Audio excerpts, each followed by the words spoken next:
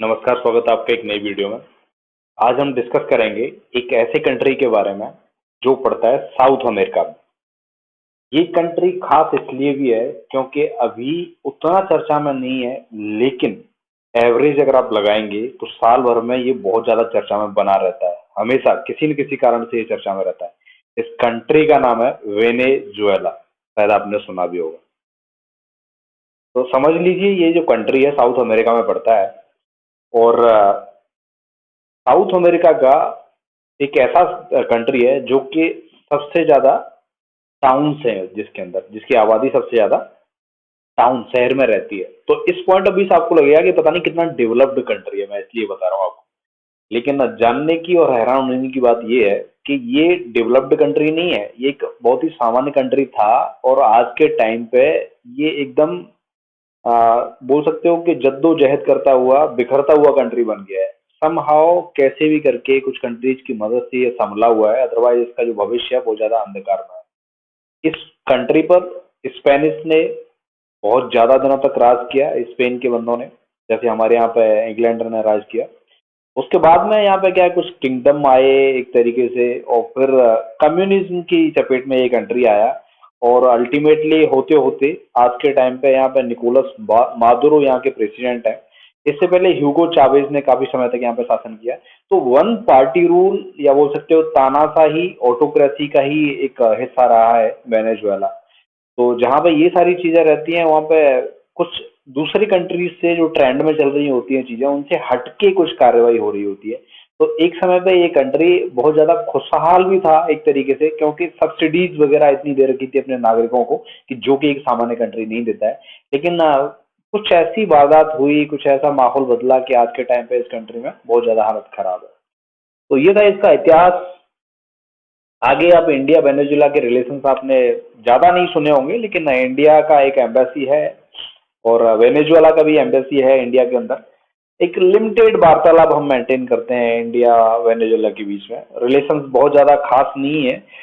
यहाँ ऑयल बहुत ज्यादा पाया जाता है। OPEC, organisation of petroleum exporting countries का एक पार्ट है वेनेजुएला।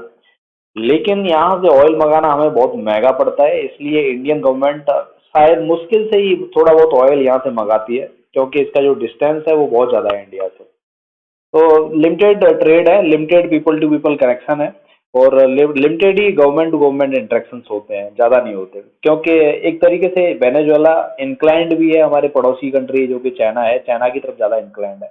ये भी एक रीजन है कि हम ज़्यादा पैरोकार नहीं करते यहाँ पे जाके। इसकी जो इकोनॉमी है वो टोटली डिपेंडेंट है सिर्फ और सिर्फ ऑयल के ऊपर। कहने का मतलब ना कोई इंडस्ट्री है, ना एग्रीकल्चर है, ना कुछ और तीसरी चीज है यहाँ पे। मेजर जो एक रोल है वो ऑयल का ही है यहाँ पे। ऑयल से ही सरकार चलती है, ऑयल से ही लोगों को रोजगार मिलता है, जो कुछ है वो ऑयल ही है। अब ऑयल है एक ही सेक्टर जिस पर आप इतना फुली डिपेंडेंट हो जाओगे तो समस्याएं तो आनी ही आनी है। 2010 तक ये कंट्री खुशहाल था, ये बोल सकते हो आप। 2010 के बाद में मंदी आई, ऑयल के प्राइसेस डाउन हो गए, उसके बाद में ये कंट्री संभला ही नहीं। आज के टाइम पे यहाँ पे बहुत ज्यादा हाई इन्फ्लेशन है, क्योंकि सरकार ने इतनी ज्यादा मोनोपोली करके रखी हुई थी कि सिर्फ एक ही कंपनी थी सरकार की जो ऑयल एक्सप्लोरेशन करती थी, ऑयल बेचती थी, निकालती थी। इवन प्राइवेट सेक्टर को भी इनवाइट नहीं किया कि कंपटीशन बढ़े, चीजें एक्सप्लोर हों। चलो एक ही सेक्टर है, लेकिन इसमें मल्टीपल वेराइटीज कंपनी यहाँ पे काम कर रही है, क्वालिटी मेंटेन्ड है, लोगों को रोजगार मिल रहा है। यहाँ तक भी नहीं किया यहाँ की सरकार ने, सिर्फ और सिर्फ एक ही कंपनी के ऊपर डिपेंड रहे। और अल्टीमेटली वो सरकारी कंपनी, जब तक पैसा आया, जब तक जो चल रहा था सिस्टम, उससे लोगों को सब्सिडी दी, भर भर के पैसा बांटा लोगों को। उस उस चीजों के चलते सरकार कर्ज में आ गई, और फिर ऑयल के प्राइसेस डाउन हो गई, और अल्टीमेटली ये कंट्री क्रैश कर गया एक तरीके से आप बोल सकते हैं। यहाँ पे कोई एक चैलेंज नहीं है आज के टाइम पे, क्योंकि सिर्फ ऑयल ही यहाँ का सब कुछ है।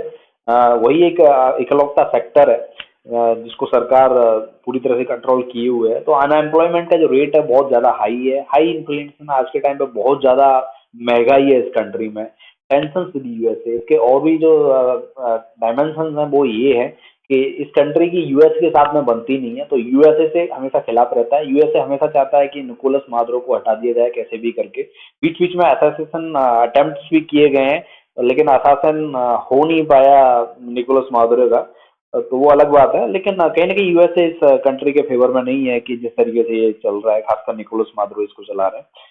इस कंट्री की सबसे गलत बात ये भी है कि फुली डिपेंडेंट रहा ऑयल के ऊपर, इसकी बर्बादी के पीछे का कारण ये भी है। कुछ और एक्सप्लोर नहीं किया है, जैसे यूएई, सऊदी अरेबिया ये आजकल कर रहे हैं, ऑयल से टूरिज्म की तरफ एक्सपोर्ट अपने आप को ले जा रहे हैं, बोल सकते हो आप, जिससे कि इनकी इंडस्ट्री वो संभल सके और ऑयल के प्राइसेस अगर डाउन होते हैं तो टूरिज्म से कहीं ना कहीं ये बैलेंस कर सकें चीजों को। और दूसरा क्या है, गवर्नमेंट कंट्रोल सेक्टर्स, हर एक जगह पे गवर्नमेंट ने भागीदारी निभाई, प्राइवेटाइजेशन हुआ नहीं, सरकारी कंपनियां ही हर जगह चलती रही, धांधलेबाजी होती रही।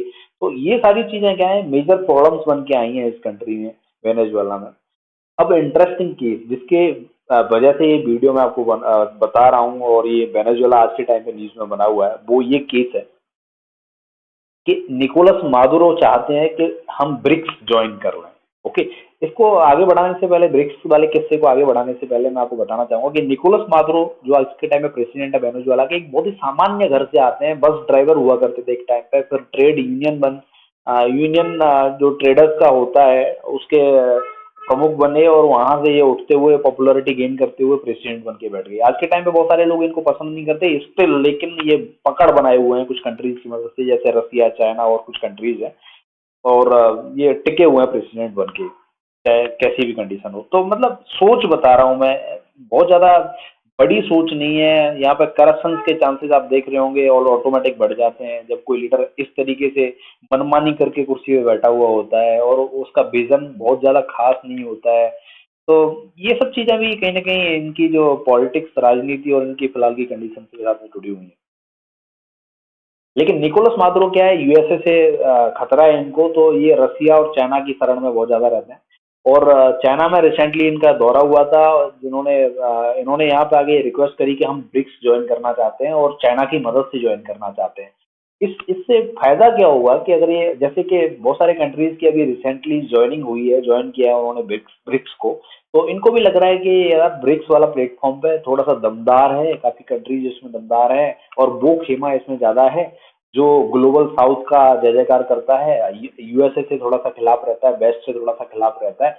तो मुझे कहीं ना कहीं एडवांटेज मिल जाएगा इस चीज, तो इसीलिए ये चाह रहे हैं कि ब्रिक्स की अगर एक बार भागीदारी बढ़ जाती है तो मुझे भी एक प्लेटफॉर्म मिलेगा कुछ अपनी बात कहने के लिए, यूएसए को टक्कर देने के लिए, और कुछ लोन वगैरह भी मिल जाएगा शायद। तो अल्टीमेटली फायदा तो होगा निकोलस मादुरो को, वेनेजुएला को, अगर वो ब्रिक्स ज्वाइन करते हैं। लेकिन क्या ब्रिक्स कंट्रीज चाहेंगे कि वेनेजुएला उसको ज्वाइन करे? मेरे हिसाब से शायद नहीं चाहेंगे, क्योंकि इसकी जो इमेज है वेनेजुएला की बहुत अच्छी नहीं है, इकोनॉमिक कंडीशन बहुत अच्छी नहीं है।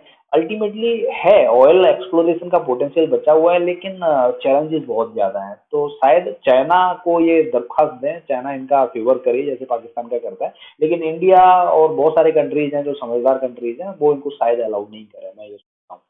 तो ये किस्सा यहाँ से उठ के आता है कि वेनेजुएला ज्वाइन करना चाहता है आपका ब्रिक्स को, जो चर्चा में था उनकी विजिट के दौरान जब ये चाइना में थे। कंक्लूजन पे आते हैं तो भैया बात यह है कि सबसे पहले अपनी घर की कंडीशन को सुधारो, तब तो लोग बाहर आपको एक्सेप्ट करेंगे। अब ब्रिक्स हो, G20 हो, चाहे और भी कोई प्लेटफॉर्म हो, वो तब तक आपको एक्सेप्ट नहीं करेंगे जब तक आप खुद दमदार नहीं हो, खुद सेल्फ डिपेंडेंट नहीं हो, आपके यहाँ की जो अंदर की हालत है वो काफी अच्छी नहीं है।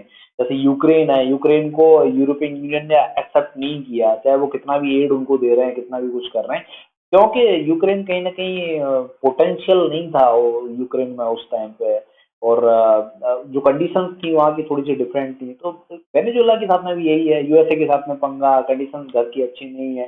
तो यूक्रेन जैसे यूरोपियन यूनियन में नहीं आ पाया, मुझे लग रहा है ब्रिक्स भी शायद इसको एक्सेप्ट नहीं करेगा कि वेनेजुएला इस कंडीशन के साथ में वो ब्रिक्स में आए। तो आई होप अगर ये अपने घर की कंडीशन, ऑयल ऑयल को छोड़ के और भी सेक्टर्स को एक्सप्लोर करेंगे और अपनी कंडीशन सही करेंगे तो शायद एक दिन ये ब्रिक्स ज्वाइन कर सकते हैं, जो कि इनके लिए काफी अच्छा होगा। लास्ट में एक क्वेश्चन आपके लिए मैं छोड़ रहा हूँ, where is the capital of Venezuela? आप इन चार ऑप्शन में जो सही आंसर है उसको करेक्ट करके कमेंट बॉक्स में टाइप कर दीजिए। इसके साथ ही ये वीडियो फिनिश होती है। एंड अगर आप ऐसे ही टॉपिक्स पे वीडियो चाहते हैं तो रेगुलरली हमारे चैनल को सब्सक्राइब करके इस पर बने रहिए और वीडियोस को देखते रहिए। तो thanks for watching this video. जय हिंद।